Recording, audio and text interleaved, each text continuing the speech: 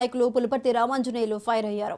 MLA అయిపోయానని తన గొప్పతనమని గ్రంథి శ్రీనివాస్ చంకలు కొట్టుకుంటున్నారని విమర్శించారు.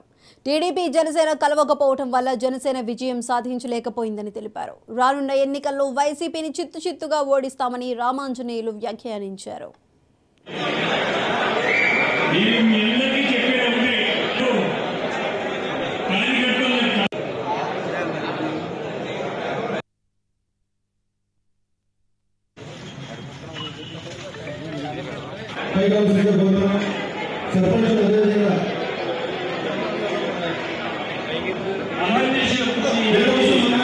ఏ విషయంలో కూడా వెనక రావద్దు, అన్ని విషయాల్లో నేను ముందుకు వెళ్లి విజయంతో నా దగ్గర రండి, భీమవరాన్ని నెంబర్ 1 గా అభివృద్ధి చేస్తానని చెప్పి కళ్యాణ్ గారు చెప్పారు. ఖచ్చితంగా ఈ అందరి సహకారంతో, బీజేపీ సహకారం, తెలుగుదేశం సహకారం, జనసేన సహకారంతో నేను విజయం సాధించడం ఖాయం. దాంట్లో ఏమాత్రం సందేహం లేదు. జనసేన పార్టీ భీమవరంలో ఓడిపోయిందంటే అది వైఎస్ఆర్ పార్టీ గొప్పతనం కాదు.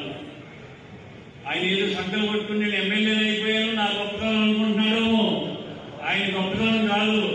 తెలుగుదేశం జనసేన కలవకపోవడం వల్ల ఆయన విజయం సాధించారు. ఇవాళ తెలుగుదేశం జనసేన బీజేపీ ఏకమవుతున్నాయి. చిత్తుగా ఓడించి ఈ నియోజకవర్గం సేవలు చెప్పి